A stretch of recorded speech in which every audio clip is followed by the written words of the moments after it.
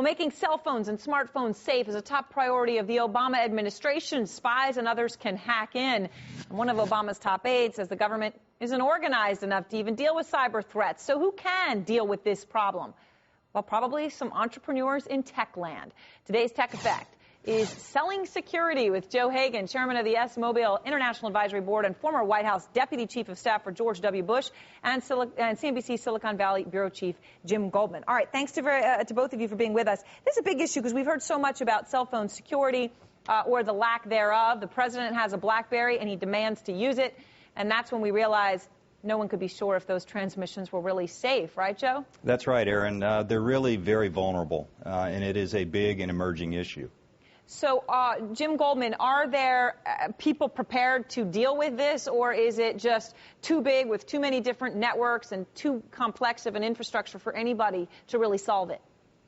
Oh, no. This is becoming a key issue addressed by the likes of Symantec and McAfee, and, F-Secure in Finland is tracking global threats as far as cell phones are concerned. And it's not just like viruses and malware, it's spam and all of these big issues that we all have suffered on our desktop. We are now seeing those in the palm of our hand as cell phones get smarter and more people adopt the smartphone idea. But companies, like Research in Motion, they're dealing with it. Operating system companies like Symbian are dealing with it. You look at what Apple is doing with the iPhone, and the same characteristics that make the Mac sort of, impervious really to so many viruses on OS X, those same kinds of kernels are being used on the cell phone, on the smartphone, and the iPhone as well. And that's why, that's a big issue with these companies because, unlike what you deal with on your desktop, when you deal with spam on your cell phone, it costs you money, and it's a real problem too. And Joe, you obviously, S-Mobile is trying to get in this market and provide this protection. You had some interesting nuggets, though, given your role in the Bush administration,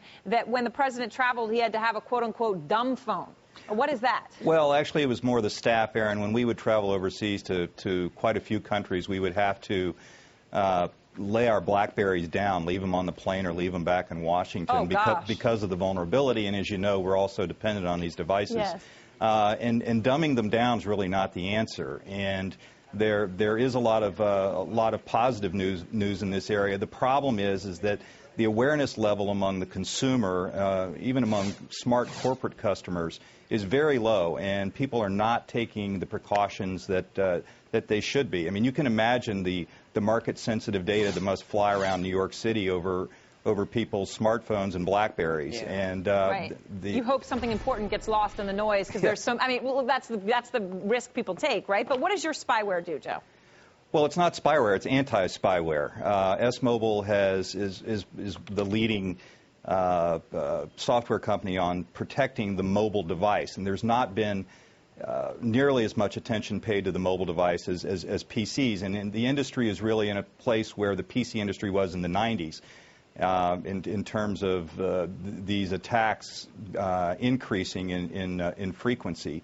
And S-Mobile has a product that scans for these viruses, for malware, for spyware. I mean, spyware is a really dangerous sort of problem for corporations and people with sensitive information.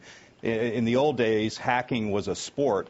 Today, there's an economic driver behind hacking and putting spyware on devices, and people stand to lose a lot of money if they don't start protecting their information. Well, hopefully some people watching got a lesson from that. I know many of us have been in countries where you do have some questions. Joe, Jim, thanks to both of you.